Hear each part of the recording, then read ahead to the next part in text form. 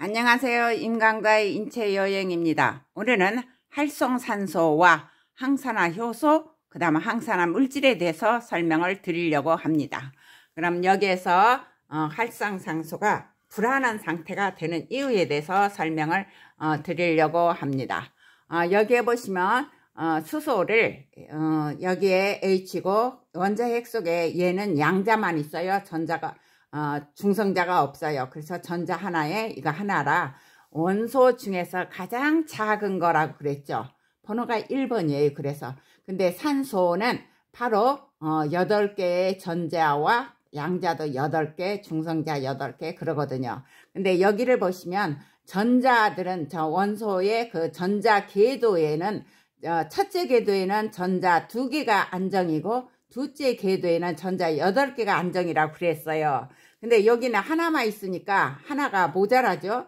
그리고 산소는 안에 가서 2개가 있고 바깥쪽에 하나, 둘, 셋, 넷, 다섯, 6개에서 6개예요. 그러니까 두 번째 궤도에 2개가 부족한 거예요. 부족하니까 바로 산소하고 수소 중에서 산소가 힘이 더 크대요. 힘이 커서 수소 2개를 끌어당겨서 야, 너 전자를 공유하자. 그래가지고 8개를 채워요. 산소가. 그 다음에 수소도 여기에서 공유를 하니까 바로 자기가 전자가 생기게 되는 거잖아요. 그래서 둘이 결합을 해가지고 뭐가 되느냐 하면은 H2O 물이 만들어지는 거예요. 그래서 여기는 8개가 돼서 안정상태고 수소는 여기 같이 공유해갖고 주니까 괜찮은 거죠. 그런데 바로 여기에서 과산화수소 속에 바로 활성산소가 있어요.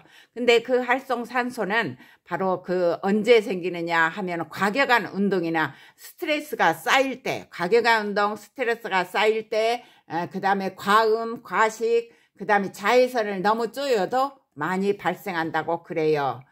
그리고 이 활성산소는 정상적인 산소가 100초 동안 머물어요. 우리 몸속에. 근데 활성산소는 100만 내지 1억 분의 1초 동안 머물어요. 그러니까 아주 짧은 시간을 머무는데 그 틈새에도 얼마나 공격성이 많고 활발한지, 활발하기 때문에 활성산소예요.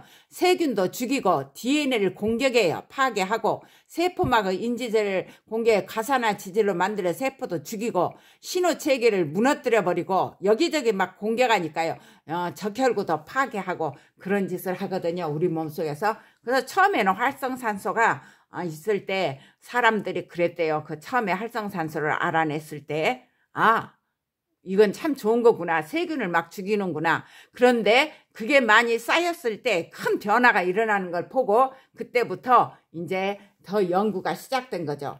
근데 미토콘드리아의 전자 전달계에서 활성산소가 많이 생기는데 그 가산화수소 속에 활성산소가 있다 있어요.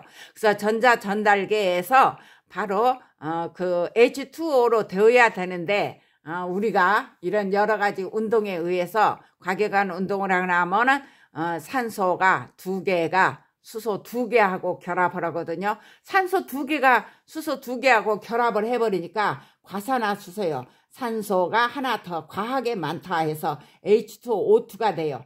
그러면 여기 물 상태로 했을 때 안정 상태였는데 이게 하나 더 오니까 얘가 가만히 있지 않죠. 그래서 여러분들이 소독약을 예로 들었죠. 과산화수소 소독약이 있는데요. 그건 탈색작용도 하고 그러죠. 누가 머리도 그걸로 하면은 뭐 어쩌고저쩌고 그런다고 그러더라고요. 그런데 이 가산화수소가 바로 그 소독약을 상처에 바르면 그 상처가 부글부글 끓어요. 왜 그러냐 하면 가산화수소가 나오자마자 H2O 물과 그 다음에 O로 분리가 되거든요. 가산화수소가 산소를 떨어뜨려요. 그랬을 때 거기서 나오는 산소는 원자 상태가 되는 거예요. 원자 상태로 나오게 되니까 이거는 굉장히 불안한 거예요. 왜냐하면 전자 궤도가 끝에 가서 6개밖에 없어서 불안하다겠죠. 그래서 얘는 무언가로 결합을 하려고 그래요. 그리고 산소가 활성산소도 뭐든 산소하고 결합하면 그건 산화되는 거예요. 녹슬어 못 쓰게 되는 거죠. 그래서 산소 하나가 더 붙어 불안하여 이렇게 되는데 원자 상태에 O가 발생하면 이거는 바로 원자 상태니까 불안해요. 분자로 있어야 되거든요. 그래서 어떤 물질과 막 결합해서 바로 공격성을 나타내는 게 활성산소예요. 그래서 여기에서 보시면 여기에 아까 말씀드린 것처럼 여기에 있죠. 활성산소가 얼마나 무서운 일을 하는가. 그러면 활성산소와 결합하면 산화되는 건데 우리 몸에서는 활성산소와 결합하여 활성산소의 산화작용을 막아버리는 항산화 효소가 있어요. 항산화 효소를 생산해서 활성산소의 피해를 막아요. 그것도 이제 항산화 효소는 세포가 만들고 항산화 효소는 하는데요. 산화하는데면서 왜냐하면 효소는 기질을 변화시켜요. 그러면서 자기는 다시 하는데면 다시 활동을 하는 거예요. 효소가. 그러면 항산화 물질은 비타민과 미네랄이 있어요. 물질에는 이렇게 있고 그 다음에 여기에서 우리 항산화 효소는 우리 세포 안에서 만들어져요. 그런데 항산화 물질은 우리가 음식으로 먹어야 돼요.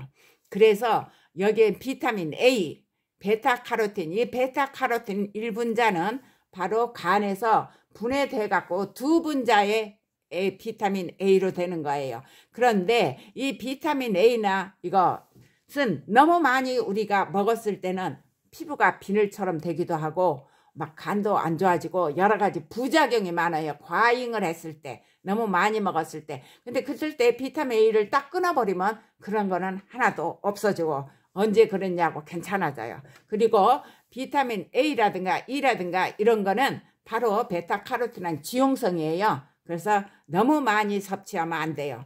비타민 C는 수용성이죠. 그래서 덜 저기 하죠. 그 다음에 미네랄로는 세레lum이 있어요. 이 세레lum은 글루타치온의 성분이 되는 건데요.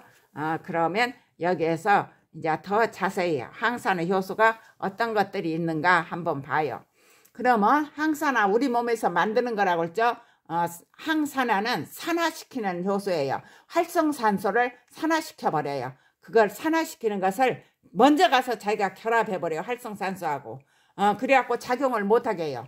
그래서 SOD가 있는데 이거는 여기 있어. 그 다음에 카탈라제가 있죠. 그 다음 글루타치온 페록시다제가 있는데 요것들은 조효소로 여기는 글루타치온 조효소 구리 그 다음에 아연 망강 등이 필요해요. 조효소가 필요해야 되니까 여러분들은 골고루 먹어야 돼요.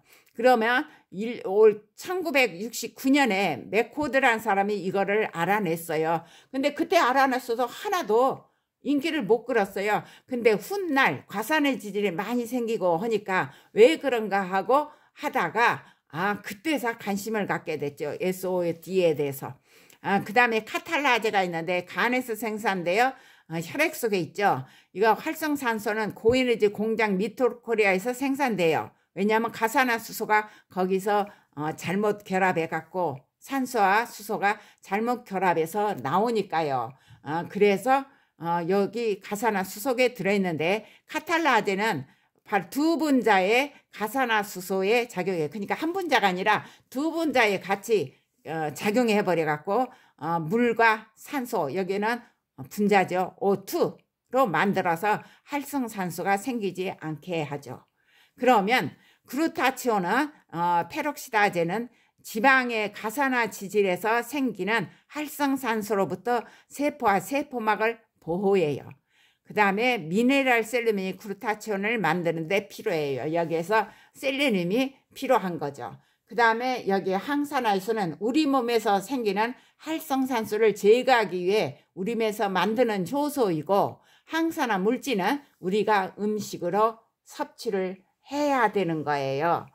그러면 여러분들은 여기에 글로 썼으니까 그거를 보시고 그 다음에 설명도 듣고 그러시면 될 거예요. 우리 몸에서 이렇게 일어난다는 거 아셨으면 오늘은 여기까지요.